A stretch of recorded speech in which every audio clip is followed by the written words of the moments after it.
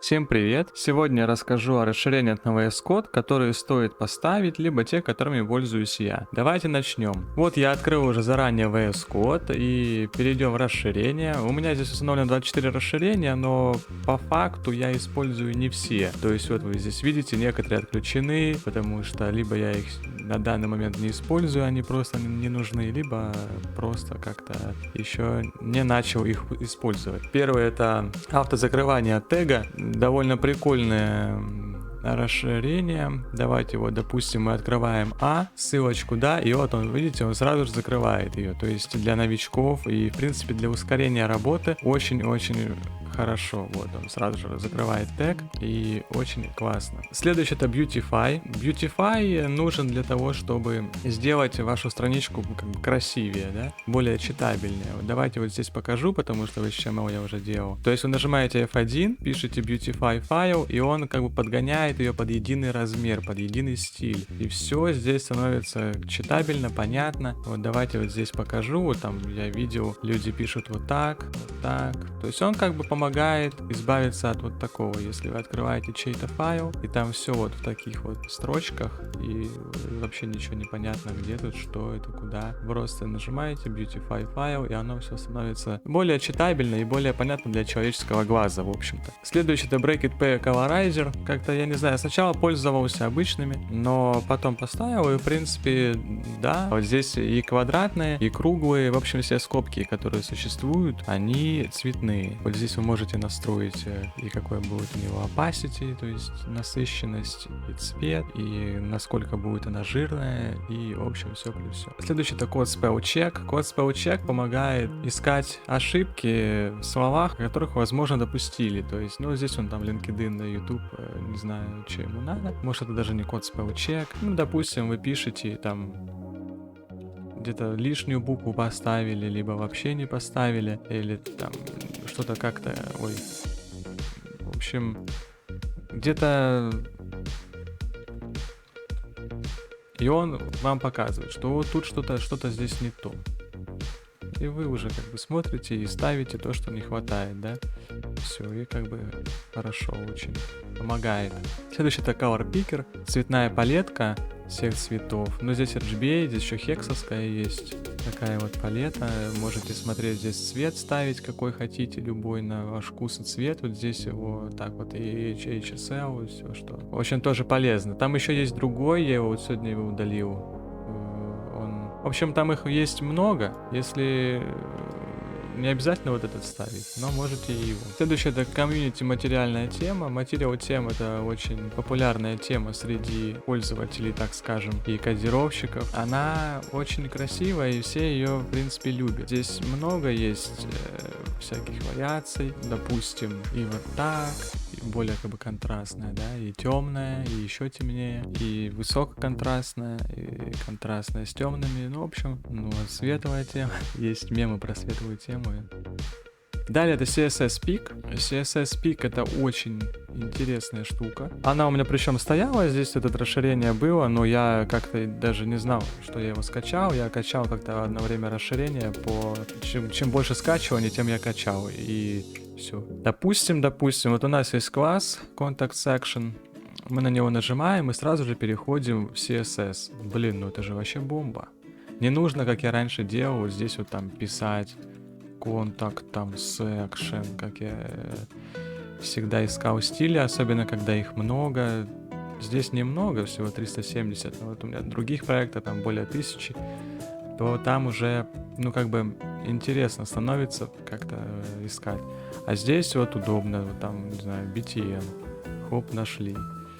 И все, и тут же меняем. Ну, то есть все быстро происходит. И как бы почему я его не использовал раньше? Потому что я как бы не знал, что я его скачал. ESLint я его еще не использовал, можно было бы его отключить, кстати говоря. Я не понял, что он делает. Но я его скачал, потому что, почти 16 миллионов скачиваний, нифига себе. Потом, может быть, разузнаю, расскажу. Git History — это прикольная штука, она показывает историю гид вашего файла, то есть вы открываете файл, нажимаете F1, пишите git history, вот она, посмотреть по историю гид. И вот смотрите, здесь всякие коммиты, тут что-то жук делал какой-то, вот Вот смотрим. Ага, значит. Вот файлы, тут что-то он... All files. Вот тут что-то изменял. Какие-то делал непонятки. Вот, и в общем полезно посмотреть. Тут может быть там какой-то код, кому-то хэш этот скопировать, отправить, поглядеть, что как изменялось. И очень классно.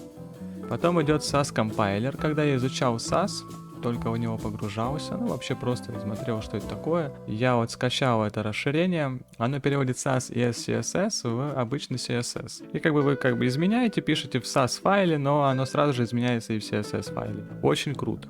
Так, дальше лайв-сервер, сервер в настоящем, в реальном времени вашего проекта. Дальше опять идет материальная тема, но это уже иконки.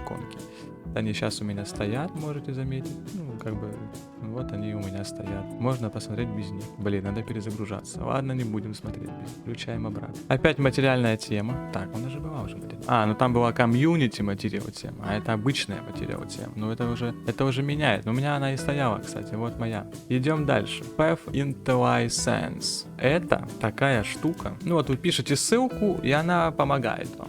Я не знаю, может быть уже и в VS Code такое добавили, но здесь вот как бы есть такое расширение. Не знаю. Я пользуюсь им или не им, без понятия. Polacode. Polacode это тоже интересная штука. Сейчас покажу. Открываем этот Polacode, выделяете, и вы получаете скриншот. Можете добавить тень. Ну вот я обычно, вот как-то... Вот так вот у меня все происходит. Нажимаете, и все, и у вас скриншот. И куда хотите, загружаете. Круто. Дальше Settings Sync. Синхронизация настроек с гитхабом, гит и все вот это вот там вроде. Ну вот и все, в принципе. Вот и закончились все мои расширения, которыми я пользуюсь. Пишите в комментариях, какими пользуетесь вы. Вообще пишите комментарии, а то нет комментариев, я сижу как в пустыне, никто ничего не пишет, и как-то и грустно становится, и вообще все печально. Это, кстати, мой проект. Я его писал на FreeCodeCamp, когда проходил веб-дизайн сертификат. Там у меня был до JavaScript, вообще до HTML, CSS там. И довольно классно. Если вы будете изучать на FreeCodeCamp, кстати, вот у меня и FreeCodeCamp. Вот я здесь тоже JavaScript сейчас прохожу. Если вы не видели мое предыдущее видео тому, где изучать программирование, то обязательно посмотрите. Там узнаете много всего полезного. Хоть там и не все я вставил, не все площадки, на которых можно учить. В любом случае есть площадки. Там интересный очень я показал, поэтому обратите на это внимание. Ну ладно, давайте покажу проект. Вот проект. Мы его писали совместно с FreeCodeCamp. Ну как я писал при помощи FreeCodeCamp. Вот сам FreeCodeCamp. Я сейчас здесь прохожу JavaScript курс. Вот вы так переходите. Вот первый Responsive Web Design Certification. Я вот его прошел. И это был один из проектов. Там еще нужно было сделать вот этот Tribute Page. Эту формочку, потом еще там на одну на основе я сделал, как Apple. Как бы. Вот он тут все на CodePen лежит. Исходные коды там и так далее. Потом нужно было еще documentation page, но это не суть. Суть в том, что если вы не видели мое прошлое видео по тому, где изучать программирование, про сайты вообще, где можно всему научиться и бесплатно, и платно, и все, что хотите. Здесь бесплатно, то есть вот как бы вам по ступенечкам вы идете, и так вот чик-чик-чик. Мне бы уже, конечно, быть где-нибудь здесь, но ничего страшного. Я потихоньку иду, сейчас здесь. Здесь вот вообще жесть просто идет, вот начиная, наверное, вот отсюда и уже пошла тотальная, просто неимоверная жестяк. Я почитал, что здесь делают, какие проекты можно в конце сделать, это офигеть. Здесь все бесплатно, это не реклама, к сожалению. Я бы очень хотел, конечно, рекламировать такие проекты, потому что это офигеть, такой труд. Вот здесь вы можете посмотреть, когда кто там что начинал. Я вот 21 марта 2020 года, мои ссылочки. Подписывайтесь на канал, пишите комментарии, ставьте лайки, дизлайки, все ставьте, пишите, что поменять, что изменить. Может слишком тихо, может слишком громко. Я буду рад каждому сообщению, на каждое сообщение отвечу. Всем спасибо, всем пока.